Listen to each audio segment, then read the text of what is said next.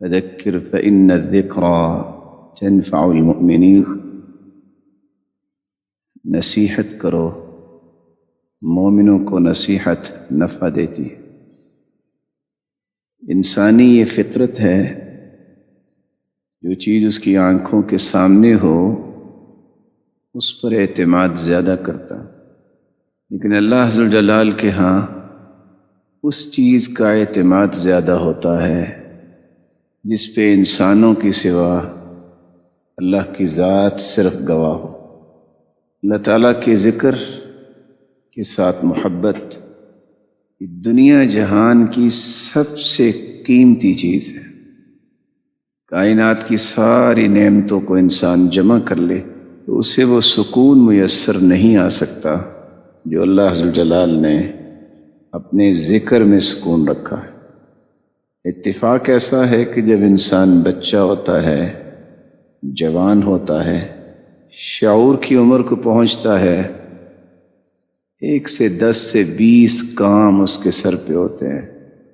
پڑھنا بھی ہے، کھیلنا بھی ہے، ساتھیوں سے باتیں بھی کرنی ہیں، کام بھی کرنے ہیں۔ تو ایک چھوٹی سی حجت اس کے پاس ہوتی ہے، مشغولیت بڑی ہے، تو ذکر کیسے کریں اتنا؟ لیکن اللہ عز و جلال اگر اسے شعور کی یہ نعمت عطا کر دے کہ یہ 20 کام کی بجائے 200 کام بھی ہوں گے، تو میں اگر صبح و شام کے اذکار اور نمازوں کے بعد کے اذکار کی پابندی کر لوں تو یہ 200 سمٹ کے 20 بن جائیں گے۔ اور یہ ایک حقیقت ہے۔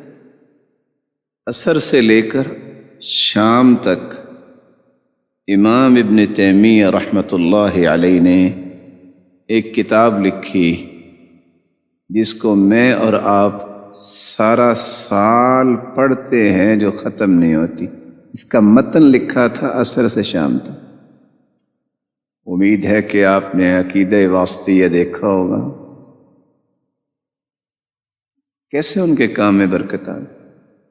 برکتوں کو حاصل کرنا اور سینکڑوں کاموں کو اس طرح پریس کر کے چھوٹے سے کام بنا دینا، یہ اللہ عز و جلال کی رحمت اور اس کے ذکر کے بغیر ممکن ہی نہیں ہوتا۔ وہ تفسیر حدائق ذات بہجہ جس کی صرف 300 جلدیں ہیں۔ کتنی جلدیں؟ صرف 300 جلدیں۔ لکھنے والا کہتا میں نے ویسے تفصیلی لکھی تھی، میں نے کہا اتنی کس نے پڑھنی ہے، تو میں نے پھر اختصار کر کے 300 جلدوں میں لکھا۔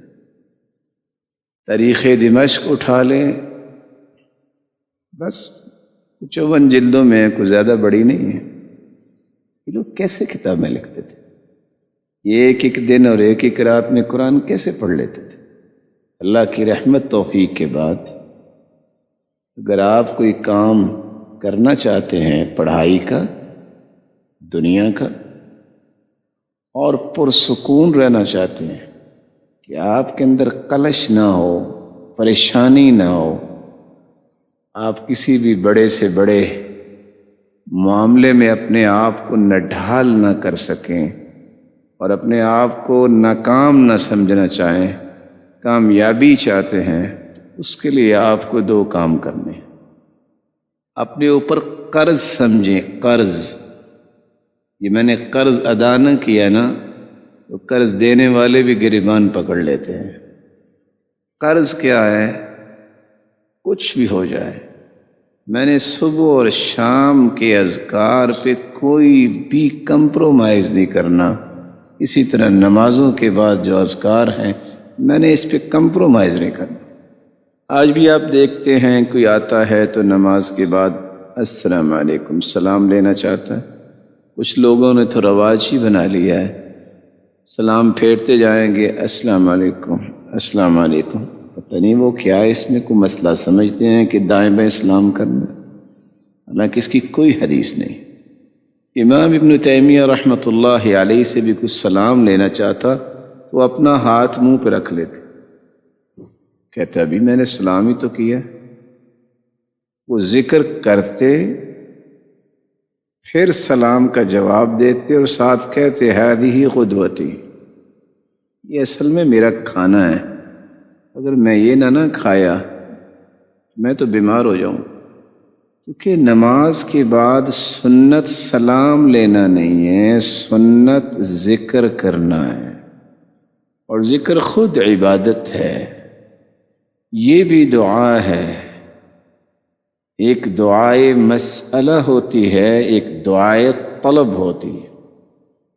دعائے مسئلہ یہ ہے کہ میں اللہ سے سوال کروں، اللہ میرے گناہ معاف کر دے، اللہ مجھے یہ عطا کر دے، اللہ مجھے صحت عطا فرما دے، مجھے نیک بنا دے۔ ایک دعائے طلب ہے۔ اللہ کا ذکر کرنا بھی یہ دعا ہے۔ یہی وجہ ہے کہ 10 سال مدینہ میں اللہ کے رسول صلی اللہ علیہ وسلم رہے ہیں، کسی بھی فرض نماز کے بعد ہمیشگی کے ساتھ دعا مانگنا کسی صحیح حدیث میں ثابت ہی نہیں، ذکر کرنا ثابت۔ ہاں اگر کوئی دعا کے لیے کہہ دیتا تو جب بھی کوئی کہہ دیتا، ضروری نہیں نماز کے بعد، تو اللہ کے رسول کبھی انکار نہیں کیا کرتے تھے۔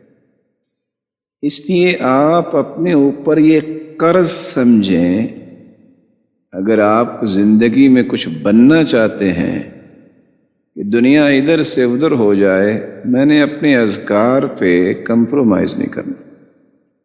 اور آپ حیران ہوں گے، لوگ تو نمازوں کی قضائی نہیں دیتے، لوگ تو سنتوں کی قضائی نہیں دیتے۔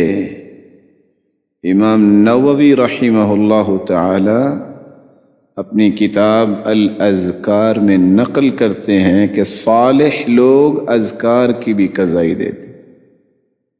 کیسے؟